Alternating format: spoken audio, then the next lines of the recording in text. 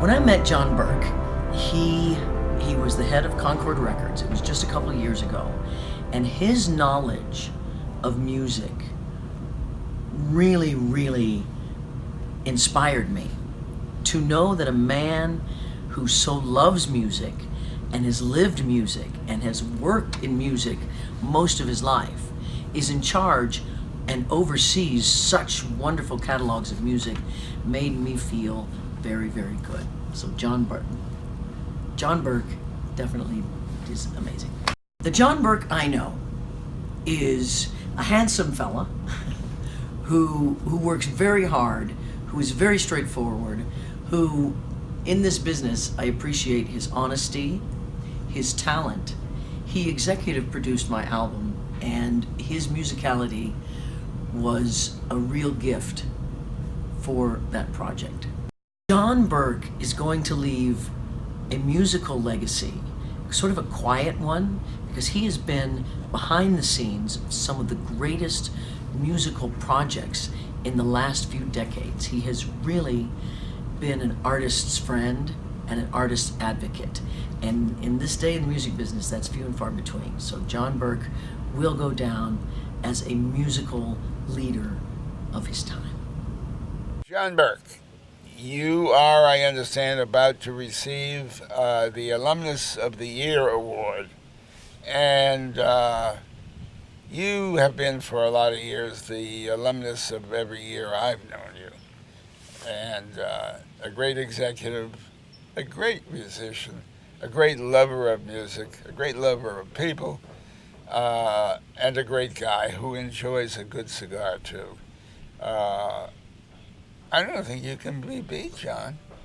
Anyway, happy Alumnus Award, and look around the room and see a lot of people who love you. It includes me.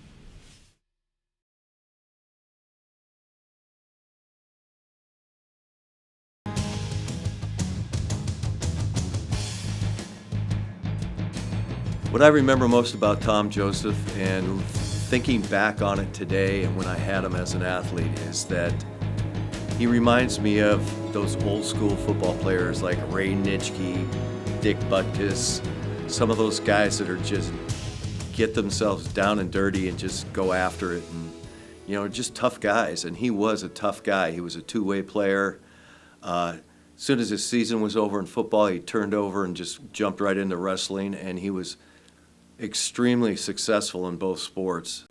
And he did it, I think, with just grit and determination. He was athletic, sure, but I think his biggest attribute was just his toughness and his ability to just go play after play and just play it at its top level. And he was just an old school athlete that I think a lot of us, like Terry and myself, look back on, are really proud of. We're like, yeah, he was one of those guys that was true Spartan. He got dirty and he just got into the mix and into the fray, and usually came out on top. He was one of those guys that would, at the game's end, at the season's end, he was the one standing victorious. Tom's legacy at De La Salle is kind of like everything you want your high school lineman to be. Regardless of their talent level, you want to have all his attributes, all his personality, gifts, and you want your athletes to just kind of be your linemen, just to be like him. Because you know that he's going to get the job done, he's going to know what to do, and he's going to give it 100%.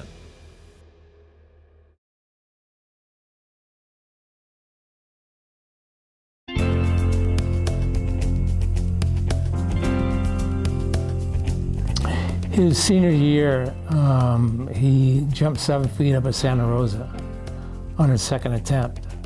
And up until that point, Kevin was pretty much clear on everything he jumped. That was his first miss at anything about 6'10", and he missed 7 feet his first jump. He made it the second jump. After that point, he struggled. We had a hard time getting him up to 6'6", and we couldn't figure out what was going on. And so what he had to do was work his way through league and through North Coast section, and then he went to meet the champions, and I think he finished third at Media Champions and just struggled even to get to state that year. Goes down to state, finishes second, went 6'10", but it wasn't clean. Or the year before, everything was clean. At the end of the year, he goes to graduation, and he's invited to the Golden State Championships up in Sacramento. And Golden State at the time only invited seniors. Well, at that event, they had 7 guys that went 7 feet or better. Kevin went 7 feet, no misses, and finished second in the event. And that was outstanding compared to what he had to work his way through up until.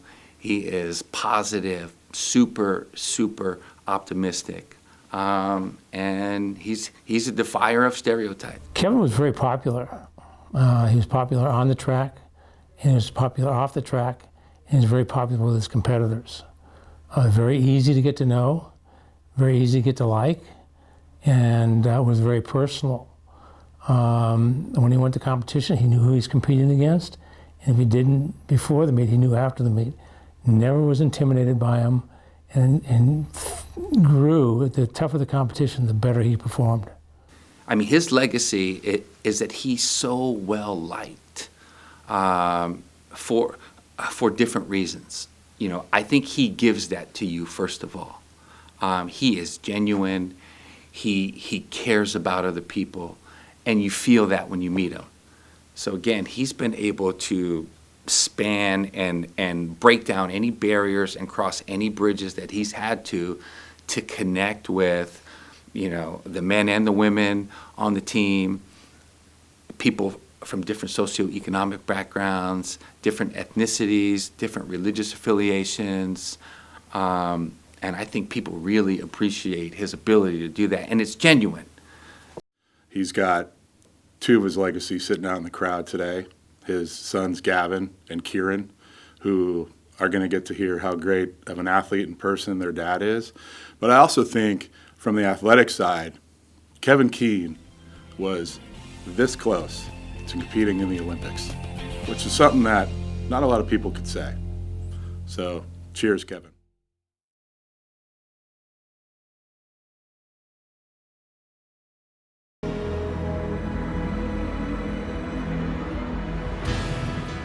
Derek Landry's one shining moment was the Long Beach Poly game, where I wouldn't say single-handedly was involved in handling their line, but I know they were telling me about it in the third quarter, I think it was, and the quarterback came to the line of scrimmage and looked over the line and just pointed at Derek and said, "Well, somebody block that dude," and that was Derek. I mean, he was a fantastic offensive and defensive lineman, obviously. He was just one of the best linemen we ever had here. And, you know, you looked at him as a younger athlete and even as a senior, and you're like, he was big for a high school lineman, but, you know, what he accomplished beyond high school is just phenomenal. Because when he went off to Notre Dame, and you always thought, gee, I wonder if he's big enough to make it at that level, or I wonder if he's going to get, you know, swallowed up by some of the bigger linemen and stuff like that. And I think everybody here believed in him and said, no, he can handle that, because we knew what he was capable of doing. But I think everybody on the outside kind of questioned whether he could do it. And here he went on to play at Notre Dame and had an outstanding career, moved on from Notre Dame into professional football and had a lot of years in professional football and was very successful there. He was just like beat the odds. He was just one of those guys that, you know, you'd always look at and go, I don't know if he could do that. But lo and behold, he would not only do it, he would do it at a high level in every level that he played in. The best way to describe Derek would be the gentle giant, very sensitive young man, very caring about his teammates. And right now, like I said, he's coaching in high school now, and he's a great role model for kids as well. Derek's legacy for me is not just what a great job he did in his career here, college, and in the pros, but now he's the head coach of his own football team, and he wants to give back, and he loves the game that much, and he wants to see younger kids grow and be successful in football and life. And whenever we have athletes that leave, have a career and coach, or just leave and move on and teach and coach, we're very proud of those guys. And, you know, we feel like we had something to do with that we provided a foundation for them to step out and do those things and be successful.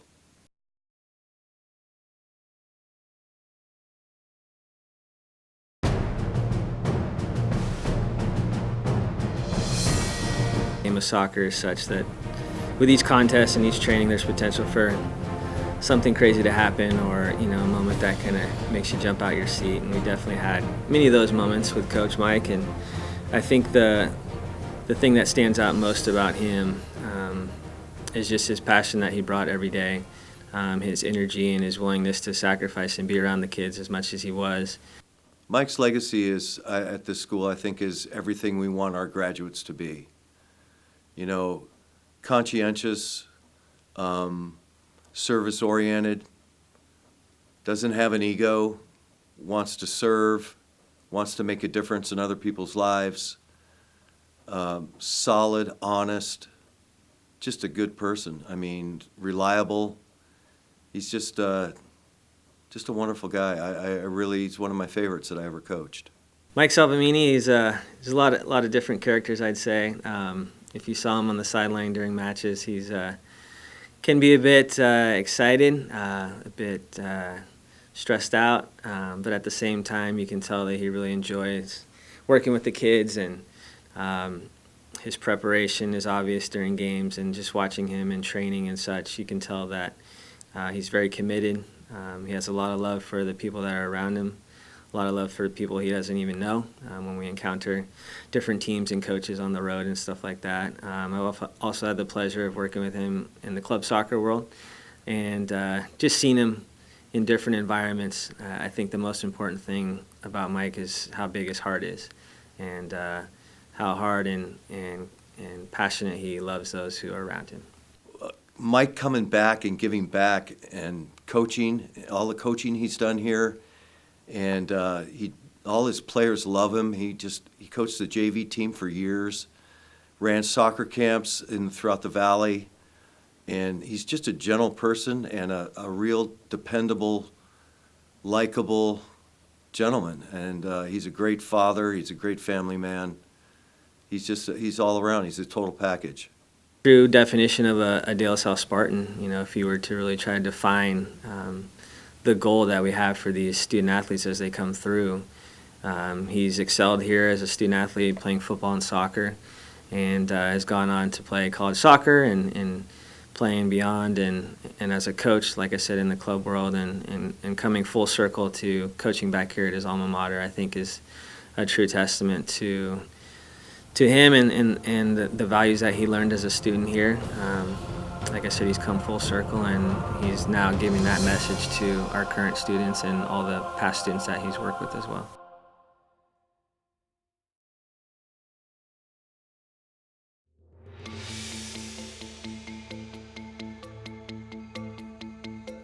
Nick made a great play in the hole during a Coliseum game, a championship game, a North Coast game, that he went deep to his right, he dove full out, he got the ball, didn't have a chance to get up and throw because the runner was pretty quick, so he threw from his knees under his stomach, the ball went to first and got the guy by a step. It was an amazing play. Nick was different, and to be that good, you almost have to be a little bit different. When you grow up, you usually have a pet, a dog, a cat, a bird. He had a pot-bellied pig, and it was a 500-pound pig, and that was different. His favorite singer was Neil Diamond, so Nick was just sort of old school. His wife, Emily, and he named his kid Cal Ripken, and their daughter, Caroline, after Sweet Caroline. So he's an old school soul. He's a good man. Nick set the bar high for shortstops here at De La Salle. In my tenure here, there's about 2 good shortstops that I could sort of recall. John Tucker was one of them. He was in the Hall of Fame last year at this time, and now Nick, well-deserved. We wanted everybody to be a Nick Schnabel. We wanted to Schnabelize everybody, and as he left and new people came in, maybe they didn't have his talent, but we definitely wanted them to have his work ethics, his getting 100 ground balls before practice even began, being in the cage and just doing the right thing. So he set the bar high for shortstops, which was good. And I think the second thing is that now he's at the University of Michigan. He's assistant coach there, and he recruited a local kid, a De La Salle kid, Mike Bedard, a few years ago. Mike played for him for 2 years and had an outstanding 2 years, recently drafted, and even Mike Bedard says Nick Schnabel helped him immensely in sort of the transition of getting there. He makes it work. You know, it's hard to be a Division I coach. He's a head recruiter, head infield coach, helps with hitting, and to make family work too. But he's a great father, he's a great son, he's a great brother, he's a great friend. So hopefully if I understand this whole Hall of Fame thing right, it's just not your athleticism that gets you there, but you have to be a man of faith and integrity as well, and Nick Schnabel is that man.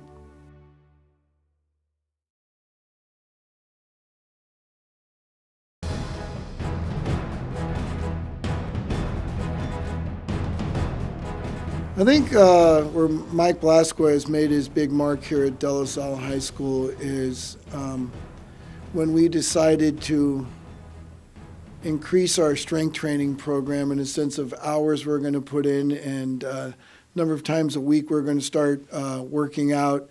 We used to go 3 days a week, and it was Mike that suggested, because we're going to start playing Southern California teams that probably outweighed us 40 to 50 pounds per man, that Mike put in what is, you know, back now is considered a modern day strength training program, but there's no doubt about it. He was on the cutting edge on Olympic lifting and just all the footwork and speed work drills that we were doing that Mike implemented into our program.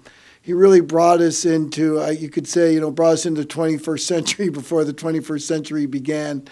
Mike Blasquez is, I think, one of the most important individuals that elevated De La Salle athletics to another level, and just an important level too.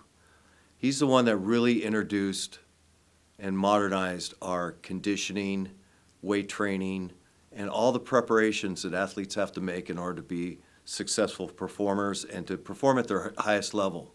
He was a teacher, you know, and he not only did it affect the football team and the basketball team and the other sports that he trained, but he affected other students as well. It's funny, I'll be out in the streets or hanging out or wherever it may be, and I'll see an old classmate of mine that didn't play any sports, and the first person they'll ask about is Coach Blasquez, because he took his sports training class or he took his sports medicine class. And, you know, I think that kind of shows you what kind of person he is he wasn't just a football guy, he wasn't just an athlete guy, he was for everybody. You know, he's another service-oriented guy. He wanted our athletes to succeed, and it wasn't about him. He took great joy in seeing our athletes perform and to reach their maximum levels. And I just can't emphasize enough how important he was for that. He took an average athlete and made him good, and he took a good athlete and made him great. And, you know, the competition that we were facing in those days, too, was stiff. We had to have athletes that were in just prime condition and in the top level, and he got us there.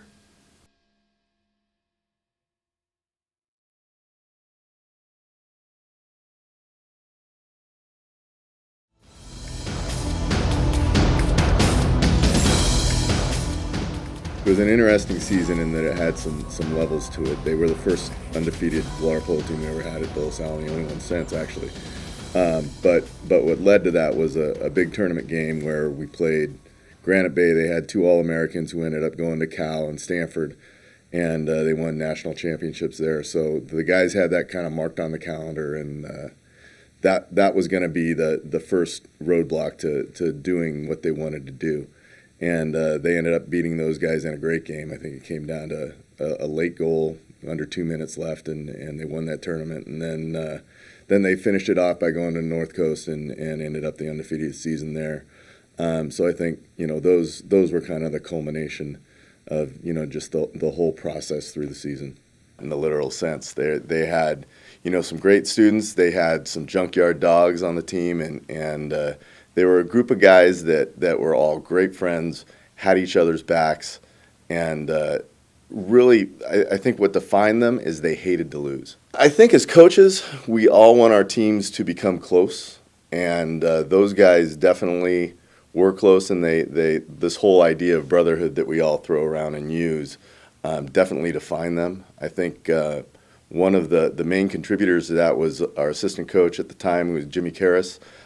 He ran a summer program for us, and all the guys played for him during the summer. I think he was probably one of the main contributors to that group being a success. They came from basically nothing. It was an infancy time of water polo here at De La Salle, even though we've been doing it 10 years. But we hadn't got in a bunch of guys who had prior water polo experience. So Jimmy kind of took those guys all together and raised them from freshmen to seniors, and they formed this bond that was noticed throughout campus. Everybody knew who was a water polo player. They all hung out in the same area. I think they just set a real model for what brotherhood means in terms of sports and teams. It was a time when we did not play any Southern California teams at that time. We were playing the best that Northern California had, and went through them all that year. And I don't think their record will ever be eclipsed, because now as we've gotten a little better, and we travel a little bit more. We do play those Southern California teams, and there's always going to be somebody real good. But at that point in time, they were clearly the best team in Northern California, and I wish we would have traveled that year, because I think they would have given the Southern California teams a run for their money.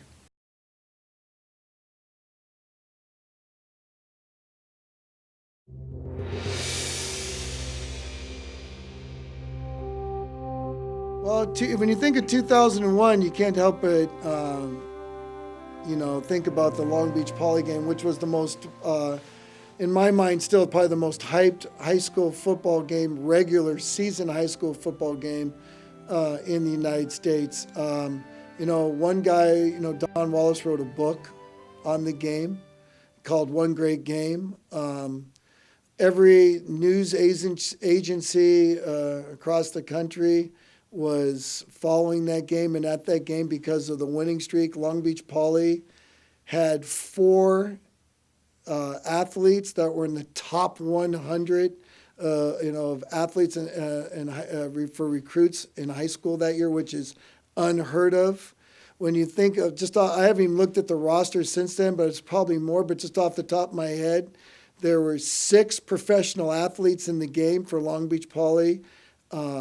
Manuel Wright, Winston Justice, and Mercedes Lewis. And for us, we had Derek Landry, Matt Gutierrez, and Maurice Jones-Drew. And like I said, if I looked at the roster, there's probably more guys from their side in the NFL, but to think there's 6 athletes, and like I said, that's off the top of my head, that were playing in a high school football game, and the hype surrounding that game, and the fact that we were able to come on top. Down there, we went on the road. It's funny, they called us up, and we had this, 130-something winning streak, and the AD was like, well, if you want to play us, you have to play us here. We're not going to travel. Like it was an honor and privilege to play Long Beach Poly. And so I thought it was a great challenge for our kids, and what a response that team had down there.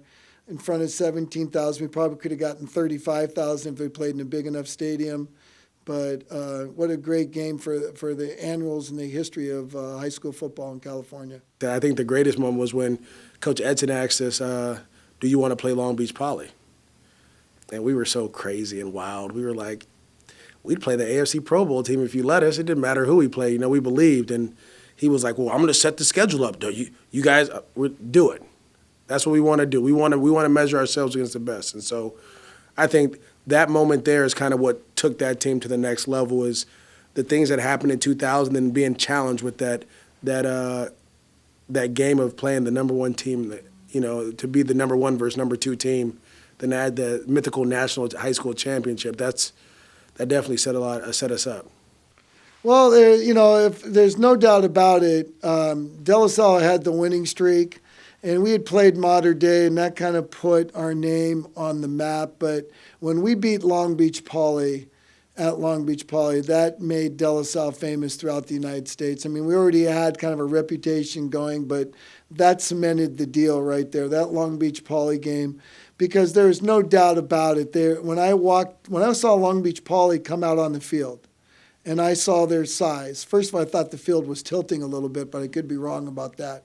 But as I was the athletic director, and I remember saying to myself, "Oh man, what have I got us into?"